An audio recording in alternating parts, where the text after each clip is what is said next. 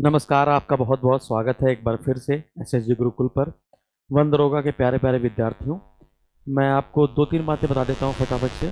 पहली बात यह है कि आप जैसा सोच रहे हैं कि वन दरोगा का पेपर बहुत ही कठिन आने वाला है, तो ये मैं आपको बता देना चाहता हूँ कि वन दरोगा का पेपर आपका बहुत कठिन नहीं आएगा। जैसा कि आप रूमर्स फैल रहा होगा, ये पढ़ लो, वो पढ़ लो, ऐसा पढ़ लो, वैसा पढ़ लो, तो आपको जो टॉपिक दिए गए हैं वो और इन्वायरमेंट से संबंधित जो क्वेश्चन है, और इसके बाद इम्पॉर्टेंट ये है कि जो इन्वायरमेंट से संबंधित जो रिपोर्ट आ रही है वर्तमान में आईपीसीसी की, यूएनएफसीसी की, है ना, ये जो रिपोर्ट है उस रिपोर्ट को जरूर पढ़ के जाइएगा। जिन्होंने बैच लिया है उनको तो मैं अपलोड ही कर दूंगा वीडियो बना के, जो भी नया करंट अफेयर का डाटा होगा वो तो अपलोड ही कर दिया जाएगा।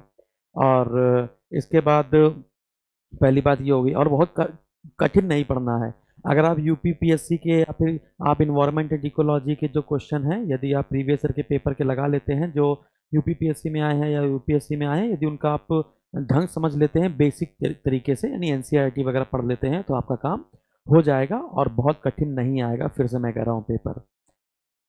इसके बाद दूसरी बात मैं आपको बताता हूँ कि वन दरोगा के कट ऑफ को लेकर कोर्ट केस किया गया है ना, और कोर्ट केस से क्या परीक्षा तिथि बदल जाएगी, क्या परीक्षा अब 30 अप्रैल को नहीं होगी, तो मैं आपको बता देता हूँ कि ऐसा कोई भी निर्णय नहीं लिया जाएगा। 30 अप्रैल को आपका परीक्षा तिथि लगा दी गई है, तो आपकी परीक्षा 30 अप्रैल को होगी। अब उससे कोर्ट केस से कोई मतलब नहीं रह गया है, ठीक है। अगर ये कोर्ट केस पहले ही अपडेट कर दिया जाता और कट ऑफ को लेकर, और ये जो दिया गया है 30 अप्रैल की डेट, और डेट से पहले अगर कुछ किया जाता तो संभवतः टल भी सकती थी, लेकिन अब परीक्षा तिथि घोषित होने के बाद अब ऐसा कुछ नहीं होगा। तो जिनका पेपर है वो अपनी तैयारी करते रहें, वो सरदर्द ना सोचें अपना कि अरे चलो ठीक है, एक महीना नहीं, अभी तो पेपर टलेगा तो और तैयारी हो जाएगी, ऐसा कुछ नहीं है।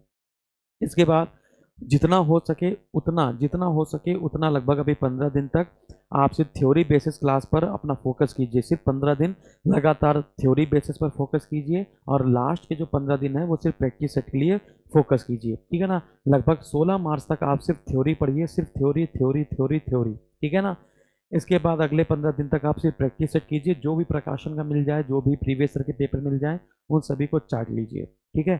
फिर तीसरी बात ये है कि जैसे कि हल्का सा थ्योरेटिकल बेस पे याद रखिएगा। थ्योरेटिकल बेस क्वेश्चन का मतलब समझ रहे हैं कि ऐसा क्यों होना चाहिए और ऐसा क्यों हो गया है ना। और मतलब कि फैक्ट बेस पे क्वेश्चन तो आएंगे ही आएंगे आपके, कि स्टॉकहोम सम्मेलन कब हुआ था, है ना, COP27 कब हुआ था, किस स्थान पर हुआ था, और कार्बन क्रेडिट सबसे ज़्यादा किसके पास है, किसके पास कम है, कार्बन क्रेडिट क्या होता है, इसकी मूल अवधारणा क्या है, कितने टन कार्बन डाइऑक्साइड का उत्सर्जन किया जा सकता है, अन्य गैस में कौन कौन, ग्लोबल वार्मिंग, है ना, प्रदूषण जरूर पढ़ के जाइएगा, है ना, क्योंकि आपदा जो है वो प्रदूषण से संबंधित बहुत चीज़ें आपको बताएगी। इसके बाद वनों का महत्व क्या है, वही पर्यावरण का महत्व क्या है, पर्यावरण में वही पौधों का महत्व क्या है, प्रकाश संश्लेषण क्या है, जैविक संबंध क्या है। इसके बाद जो जैव उपचार है, अच्छा आजकल सब लोग जैविक खेती की तरफ बढ़ रहे हैं ना, तो जैव उपचार पढ़ के जाइएगा, ये सब आपको पढ़ाया गया वैसे, है ना।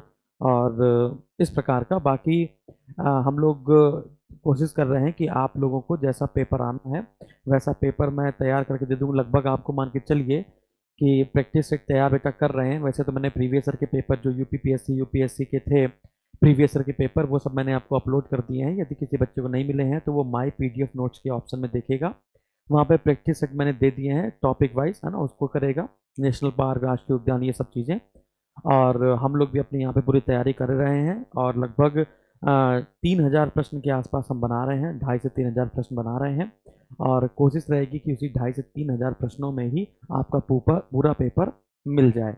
बाकी हम लोग अपना अपना बेस्ट देंगे, सबसे ज़्यादा बेस्ट देंगे, है ना। वन दरोगा की पहल ही जब एसएसजी गुरुकुल में शुरू की गई थी, बाद में तो आगे यूट्यूब में लोगों ने बताना शुरू किया ऐसा वैसा, ठीक है। और नई वन दरोगा की भर्ती के बारे में भी आपको मैं जल्दी बताऊंगा। पेट 2023 के माध्यम से आएगी, लेकिन वो 2022 के माध्यम से नहीं है। तो ये बता रहा हूँ कि परीक्षा स्थगित नहीं होगी, परीक्षा 30 अप्रैल को लगाई गई है, तो 30 अप्रैल को होगी, ज़्यादा भ्रम में ना पड़ें। बाकी नए नए अपडेट मैं आपको देता रहूँगा, टेलीग्राम में जरूर ज्वाइन कर लीजिए, टेलीग्राम पर मैं नए नए अपडेट देता रहूँगा।